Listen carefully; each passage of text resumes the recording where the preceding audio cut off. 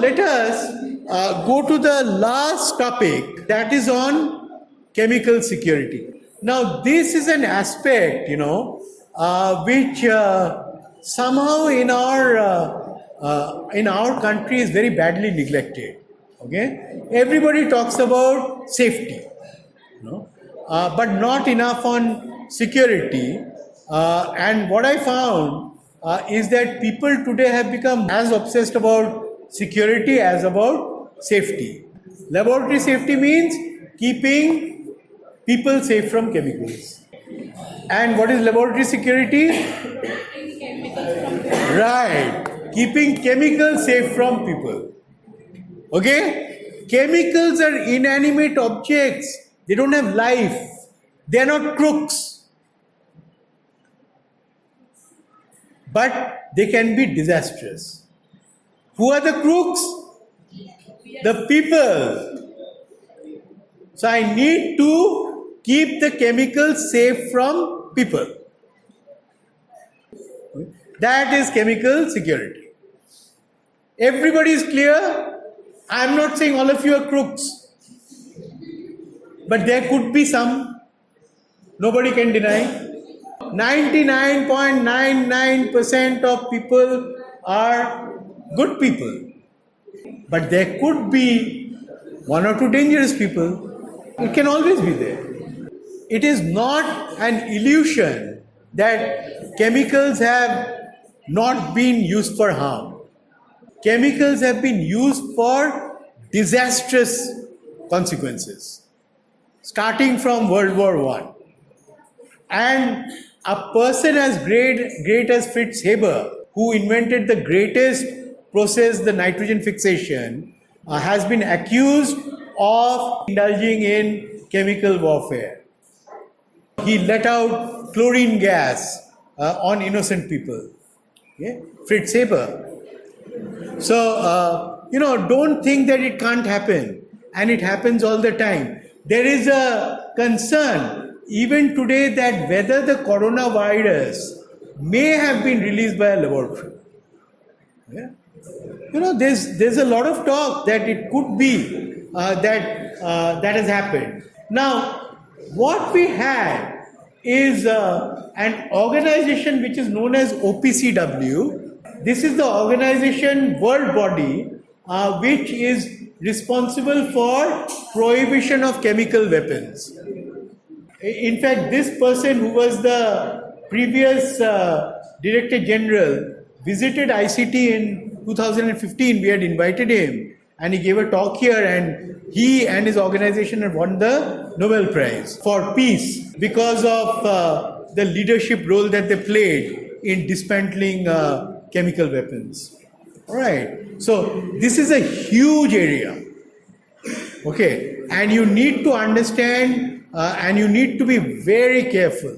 Let me tell you, many times people who are into chemicals, chemistry, they will have much more difficulty in getting a US visa and visa of some countries because they will always be suspects.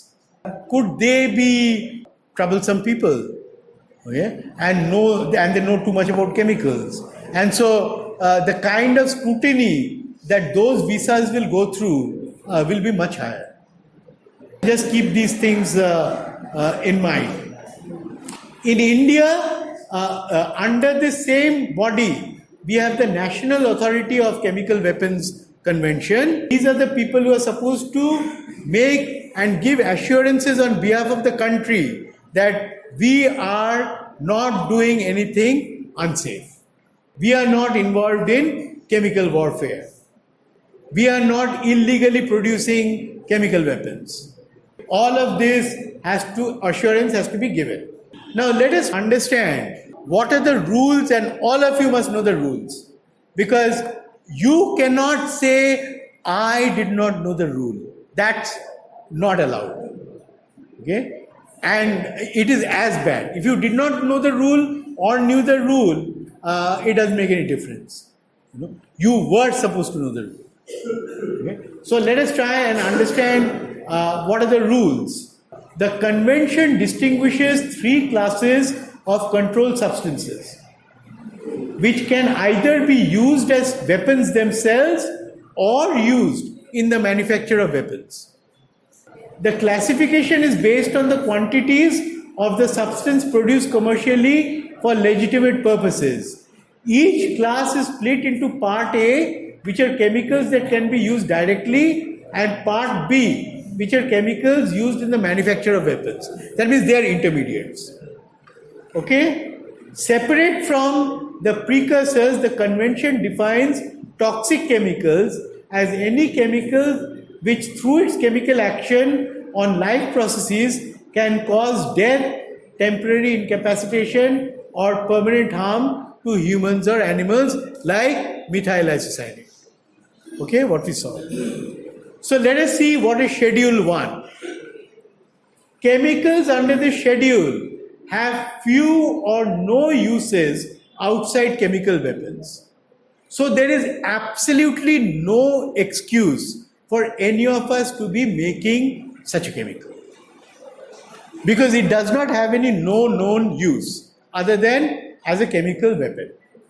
You may still say that I want to do some research on the properties of these molecules or another process of making it or whatever, and you can, but if there is any production beyond 100 grams per year, it must be declared to the office of the OPCW. If you are trying to do it and you are illegally doing something unlawful, you could be in jail forever. Remember that. A country also cannot produce more than 1 ton of these materials. Now, that NACW in our country has to give that certificate every year. Now, the question is that how do they know what each one of us is doing in our lab? They don't know. Obviously, this system is based on trust. They trust that you will inform. If you don't inform, every assurance that I am giving as a country is false. Okay, so it is vitally important that you give the right assurance, because if you are seen or if the country is seen to have lied, the country can be debarred from the United Nations, for example. Okay, that could be the consequence of your action. So you better know what you are doing. Schedule 2. The chemicals have legitimate small-scale applications. Means they are required for chemical weapons, but they also have other uses. Okay, manufacture must be declared, and there are restrictions on export to countries which are not CWC signatories. And we will discuss 1 or 2 examples of such chemicals, which are required for chemical weapons, also required by industry. And Schedule 3 are chemicals which you require in very large quantities, the country, okay? And they are also disastrous chemical weapons. Let me give you an example, ammonium nitrate. Ammonium nitrate is used as a fertilizer, okay? And ammonium nitrate is an explosive. You can't tell people no using ammonium nitrate is not possible. I may have to use it, but I have to give an assurance that I have accounted for every kilogram of ammonium nitrate. I cannot say, "Arey, 1 ton kahan chala gaya malum nahi hai." You cannot do that. That's not on. Anyone can inspect your factory. They can say, "I want to come and see your factory." Now, I don't know if you have seen, there are people in Thane who were caught making illegal chemicals in their plant. Why? Because some of those chemicals you can sell for 1 lakh rupees a kg. They were doing it. But they got caught.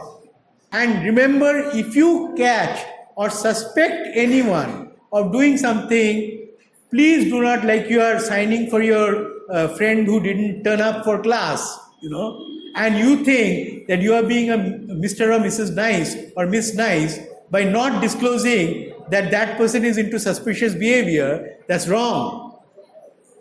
You are supposed to report it. And you can say that, look, I'm not feeling comfortable with what is going on.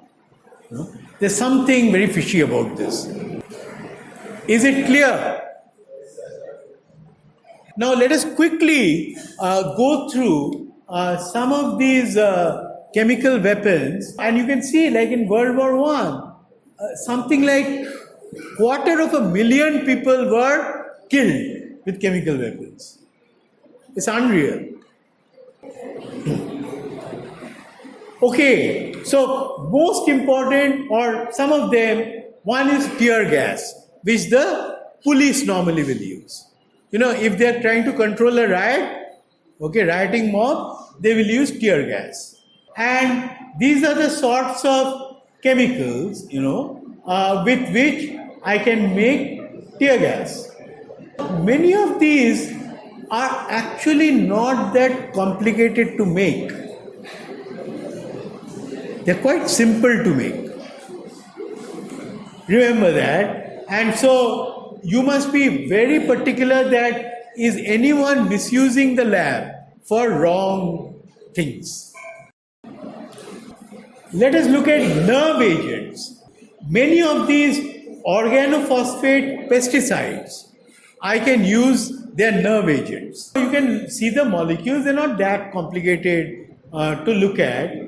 And what do? They basically inhibit the action of acetylcholine esterase. This is the enzyme that is very, very important as a neurotransmitter. And if you have blocked its action, then you can have uncontrollable muscle contractions. People can just become totally paralyzed. Okay. Now, for example, this guy in Japan, he just released this in the subway and killed many people, right? Just, he did it. Now, always there could be people who are suffering from depression, who feel that they have been wronged and they are trying to therefore take it out on somebody else. There are all kinds of people. You cannot say how everybody will behave. Everybody is not a rational being. Okay?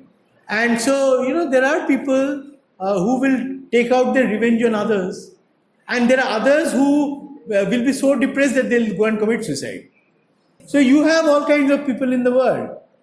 And there are some people who will go to the psychiatrist and take help. So remember this, mostly it would be done by people who are suffering from some mental illness. Okay, something is bothering them. Blister agent, mustard agent, very simple chemicals. Okay, and this actually goes and alters the DNA. It actually destroys the cell.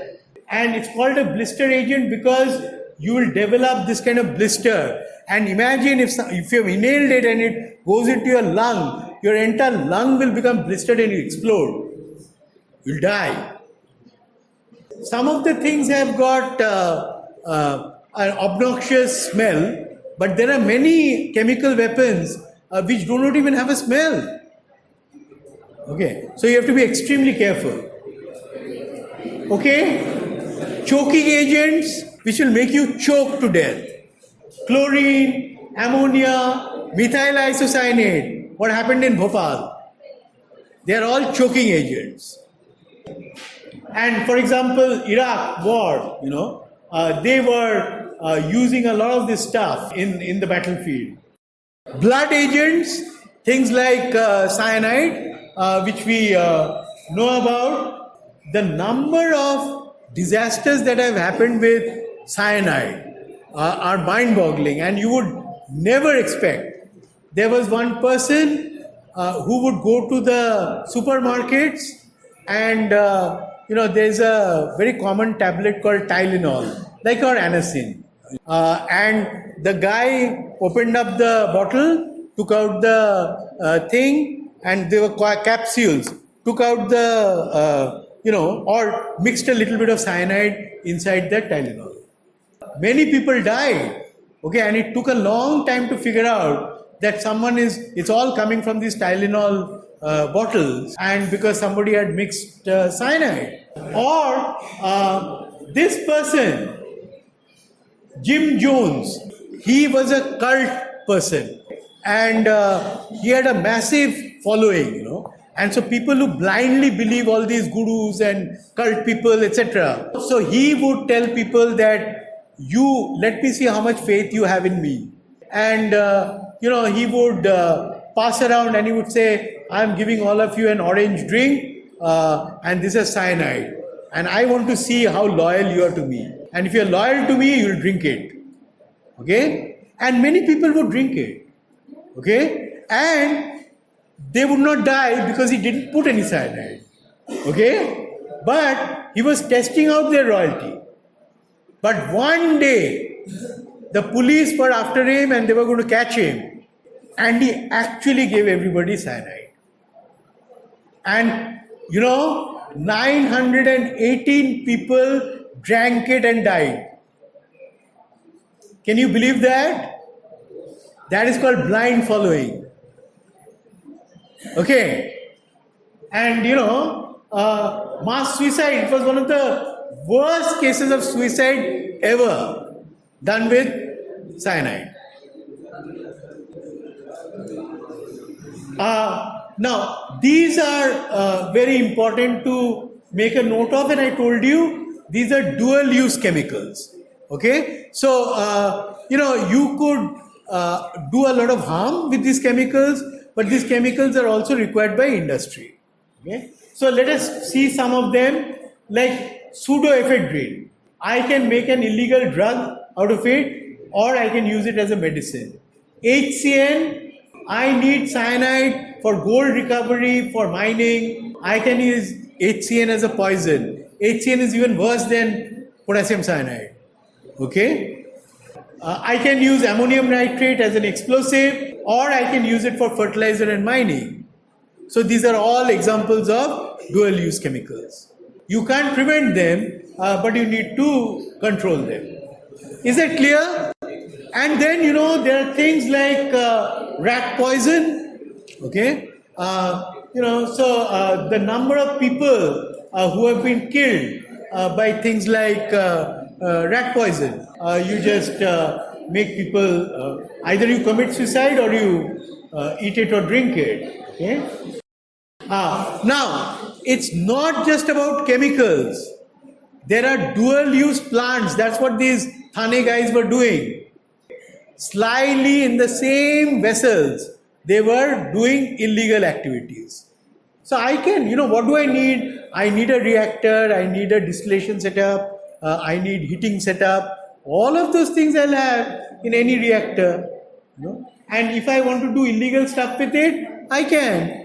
So it looks very benign, reaction vessels, storage containers, etc. All of these things, including personal protection equipment, they're safety conscious. So they won't die, but they'll make others die.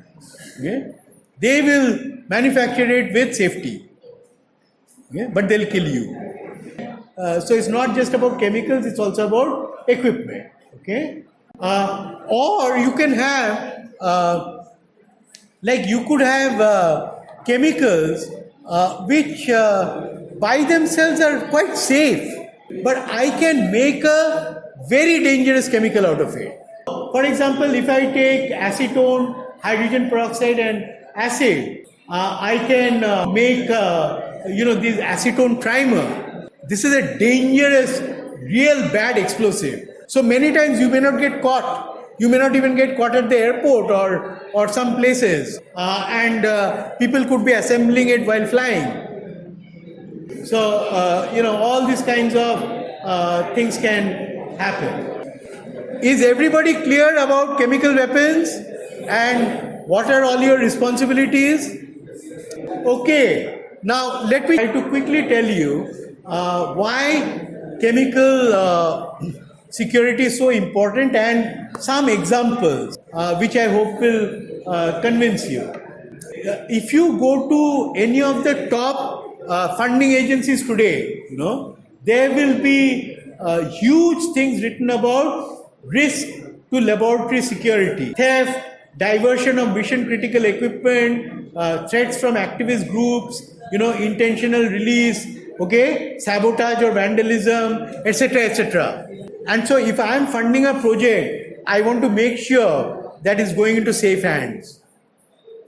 All right. So there's a lot of strictness, and sometimes they will not allow you to work on some projects because you may not have a absolutely squeaky clean credential. So they will say, no, I'm sorry, you cannot work on this project. Okay. Now, just like we saw from laboratory safety, what did we see? We saw incident probability and consequence of safety. So here it will be consequence of security.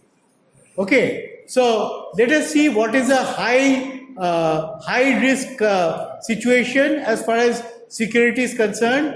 Assets are very valuable or hard to acquire, dual use materials. Consequence of misuse could result in harm or death to many people. Okay, that is high security risk. Low is assets are possibly targets for theft or diversion. Consequences of loss or release are minimal. Like if, for example, ISRO has some particular gadget which gives them a competitive advantage in the space mission. And imagine if somebody has stolen the drawing. Okay, now that could be dangerous for ISRO. So it's not about always taking away chemicals. It could be about taking away a drawing, some software, things I can put in my pen drive and take it. Okay, so you need to be very, very careful. So anyway, just like in the other cases, I will judge a lab by how many such possible situations there are, and then I'll take a weighted average. Now, what you must remember is that there has been a lot of discussion about insiders versus outsiders. Now, what do you have normally? Normally, you will have our lab, and then there is a security guy outside.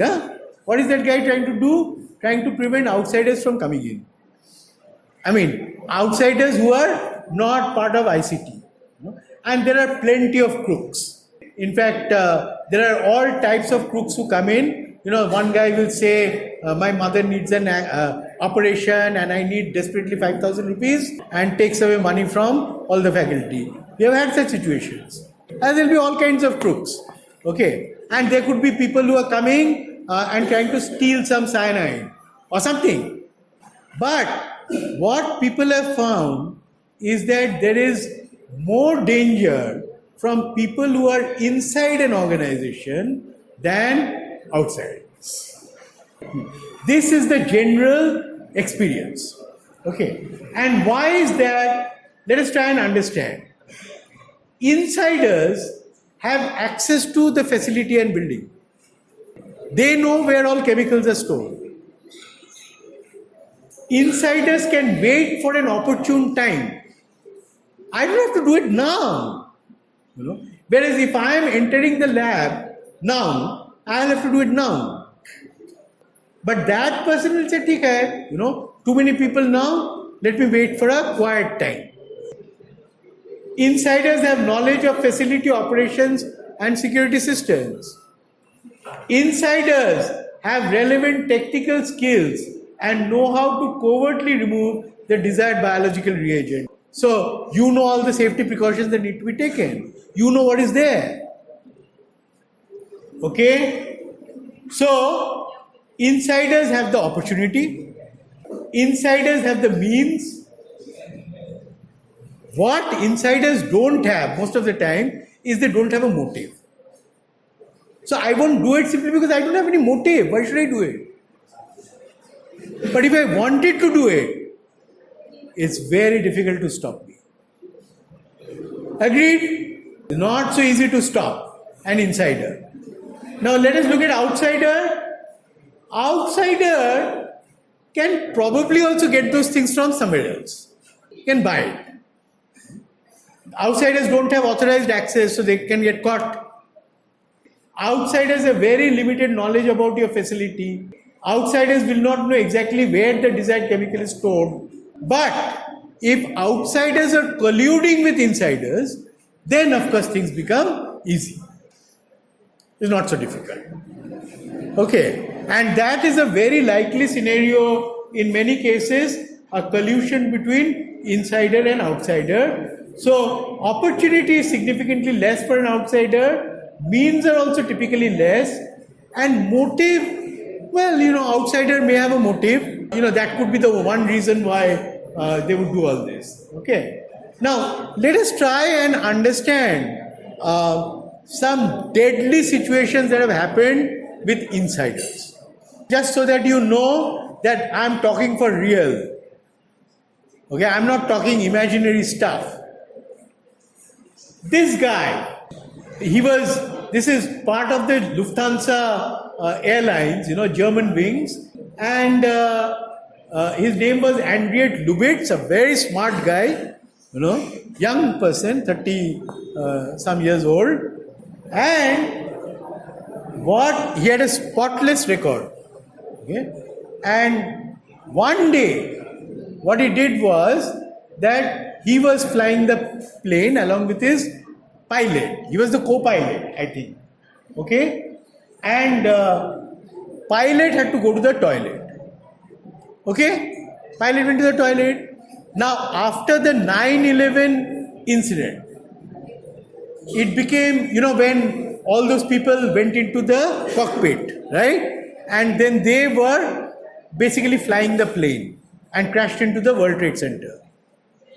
Okay, so to prevent these kinds of people from going into the cockpit, they have made the cockpit like a fortress. It's impossible to break into the cockpit, which of course Andreas Lubitz knew very well. When the pilot had gone to the toilet, he locked the pilot out. Okay, and he is now flying the plane. And the pilot is desperately banging on the door. Open it. He's not. And look at the scenario. Pilot is outside. He's got locked out by the co-pilot. And the co-pilot is making the all plan to crash the plane into the Alps. And he did it. And killed how many people? Hundreds. Okay? 150 people. Killed in a second by this guy. And how do they know? Because after this incident, they went to his house, and in his computer, they found all these flight simulations. How to basically fly into the Alps and crash it, and all the simulation had been done. He's a smart guy, and he had done everything. Now he must have had some mental sickness, which made him do it. And instead of committing suicide himself, he decided to take everybody else along with him. That's what he did. Look at this guy, 2018, just about 2 years back. All right, he was from the school. His school teachers, punished him, and he said, "I'll get you back." And after, one day, he just took a gun, and he knew all the classroom, when the classes are held. He knew everything. He just went inside and just shot 17 people. Killed people, and he's an insider because he was a student. He knew everything about the school. I myself have seen people do crazy things. In fact, there was a very bright, good chemical engineer, okay? And we had a system where before you join our organization, you had to have, I used to be the director of the CSIR lab, and you have a police verification, you have a medical verification, and everything came clear for this guy. But this guy one day went to the pilot plant and with a hammer and started smashing up everything in the pilot plant. Just became mentally sick. And later on we learned that one of the doctors was aware of this thing but hid it from us. Okay? It happens. Okay? There are other reasons. You could become jealous of your colleague. Both of you are there and you were a very smart person and that other person used to come fifth and used to come first, but now that person is coming first and you say, this guy, I'll teach him a lesson or her a lesson, and went and started destroying all the equipment of this lady. Okay? And it goes on and on. So please do not think that these are not for real. People can go and destroy other people's biological cultures, which you may have collected for years. Okay? So all of this can happen. Okay? So I will probably stop here, and but I can tell you that many times when you go for an interview, you may not realize it, but there will be people sitting and not judging how smart you are as a researcher or a scientist or as a student. They will be judging you for what kind of a person you are. So the questions they will ask you, you may not realize, but they are all to find out whether you are a person of integrity, whether you are mentally stable or not. Okay? Many times you may not get a job, you may not realize it, you may say, hey, I did so well in the interview, but you don't realize that you were a suspect in their eyes. Okay? So keep that in mind, and many times it does not help you to try to lie, because those are also very experienced people. They will catch you. Alright? So best thing is be honest and remain that way. Okay? And don't try to do badmashi. Okay? You will pay the price. Alright? Any questions? Any questions?